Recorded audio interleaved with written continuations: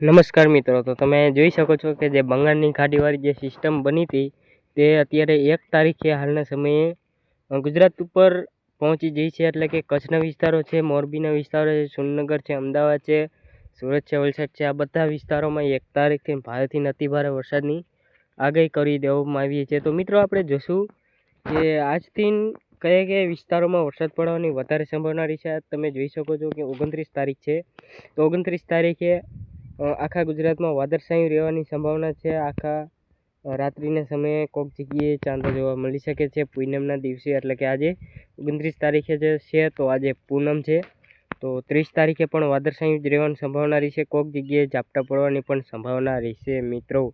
તો મિત્રો તમે જોઈ શકો છો કે 30 તારીખે જે સિસ્ટમ હતી તે ઇન્દોર, નાગપુર અને સુરતની પાસે એટલે કે મુંબઈની પાસે પહોંચી જશે, મધ્યપ્રદેશમાં પહોંચી જશે. અને આપણે જે સિસ્ટમ છે જે 31 તારીખથી ગુજરાતમાં ભારેથી અતિભારે વરસાદનો જે રાઉન્ડ છે જે ચાલુ થઈ જાય છે મિત્રો. તો તમે જોઈ શકો છો સુરત છે, રાજકોટ છે, વેરાવદર છે. આપણે વાત કરીએ તો વલસાડ છે મિત્રો, વાપી છે, નવસારી છે, સુરત છે, અલંગ છે, મહુવા છે, રાજુલા છે, વાયરા છે, અહોહે. પછી વાત કરીએ તો મધ્ય ગુજરાતમાં પણ ભારે વરસાદ પડવાની સંભાવના રહી છે. દક્ષિણ ગુજરાતમાં પણ ભારે વરસાદ પડશે. રાજપીપળા છે મિત્રો, જોઈ શકો છો, ડેડિયાપાડા છે, પછી ભરૂચ છે, વડોદરા છે, બોડેલી છે, ગોધરા છે, નાયડી છે, ધોલેરા છે, ભાવનગર છે, બોટાદ છે, સુરેન્દ્રનગર વિસ્તારો છે, મોરબીના વિસ્તારો છે.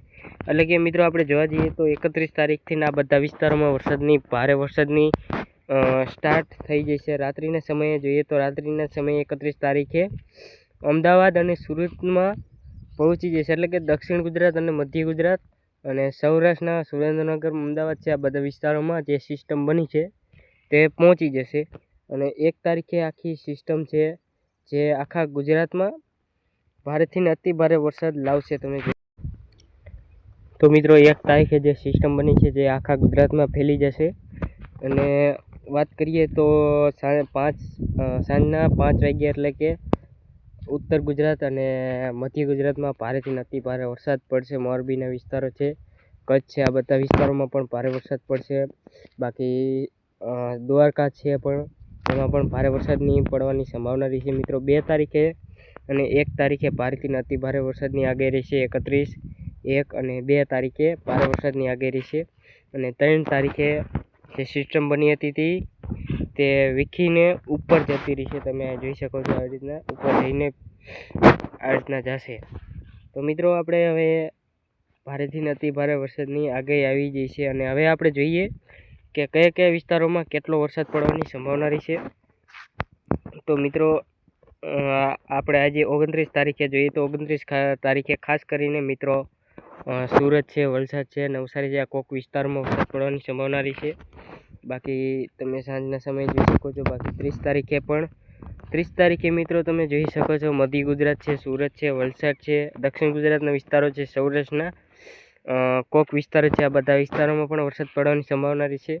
બાકી 31 તારીખે તમે જોઈ શકો છો જે સિસ્ટમ હતી તે વડોદરા છે, નારણપુર છે, ગોધરા છે, અમદાવાદ છે, રાજકોટ છે, કાઠીવાડ છે, મોરબીના વિસ્તારો છે, ભાવનગર છે, ડાંગ છે, સુરત છે, વલસાડ છે, આ બધા વિસ્તારોમાં પણ અસર કરી દેશે મિત્રો.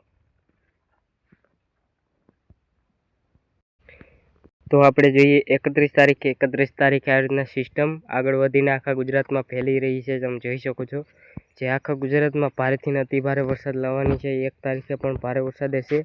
અને આ સિસ્ટમ છે જે કરાચી, જોધપુરની બાજુ વહી જશે કચ્છ ઉપરથી. 2 તારીખે પણ ભારે વરસાદની આગાહી છે મિત્રો.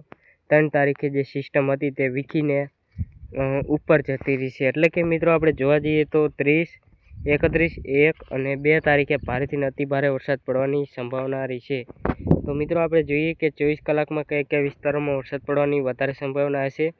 તો મિત્રો સુરત છે, વલસાડ છે, નરણપુર છે, વડોદરા છે, ગોધરા છે, ઇન્દોરના વિસ્તારો છે, બહુસરા છે, મહેસાણા છે, અમદાવાદ છે, આ બધા વિસ્તારોમાં વરસાદ પડવાની સંભાવના રહેશે. બાકી 30 તારીખે તમે જોઈ શકો છો કે 2 તારીખે તો તમે જોઈ શકો છો એટલે કે 2 દિવસ એટલે કે 48 કલાકમાં આપણે જોઈએ તો ઘણો બધો વરસાદ આપણને જોવા મળી રહ્યો છે. એટલે કે 48 કલાકમાં જોવા જઈએ તો આપણે ઘણો બધો આપણને વરસાદ જોવા મળી રહ્યો છે. એટલે કે તો મિત્રો તમે પવનની ઝડપ જોઈ રહ્યા છો કે 30 થી 40 કિલોમીટરની ઝડપે કોક જગ્યાએ પવન ફૂંકાવાની સંભાવના રહેશે. સૌરાષ્ટ્ર છે, કચ્છ છે, દક્ષિણ ગુજરાતમાં પવન ફૂંકાવાની સંભાવના રહેશે. બાકી મધ્ય ગુજરાત અને ઉત્તર ગુજરાતમાં સામાન્ય એટલે કે હળવો પવન એટલે કે ગરમી જેવો માહોલ પણ ત્યાં બનવાની સંભાવના રહેશે. 30 તારીખે થોડોક હળવો પવન એટલે કે 20 થી 30 કિલોમીટરની ઝડપે 31 તારીખે પણ સામાન્ય પવન. અને તમે જોઈ શકો છો 1 તારીખે જે સિસ્ટમ હતી તે અમદાવાદ અને સુરતના વિસ્તારોમાં છે, રાજકોટના વિસ્તારોમાં એટલે કે અહીંયા ચોટાનો પવન ફૂંકાવાની સંભાવના રહેશે. 1 તારીખે ભારે પવન ફૂંકાવાની સંભાવના રહેશે, 2 તારીખે પણ તેમ અને 3 તારીખે પણ તેમ.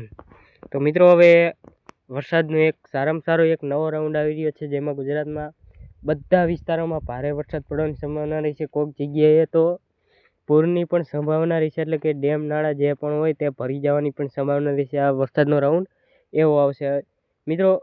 એક સમય વરસાદ આવશે પણ ભારે ભૂકા બોલાવીને જશે તેવો વરસાદ આવશે. સામાન્ય વરસાદ નહીં આવે, એટલે કે એક ધારો ચાલુ રહે તેવો વરસાદ ઓછો આવવાની સંભાવના રહેશે. એટલે કે આવશે એટલે ભારે વરસાદ આવશે એવો વરસાદ આવવાનો છે મિત્રો. તો મળશું હવે નવા વિડીયોમાં. નવા હોય તો સબસ્ક્રાઈબ જરૂરથી કરી લેજો, કેમ કે આપણે આ ચેનલમાં આવા વિડીયો વરસાદના ન્યૂઝ ચેનલના એટલે કે વરસાદના આપણે વિડીયો આમાં નાખીએ છીએ. તો મળશું હવે નવા વિડીયોમાં.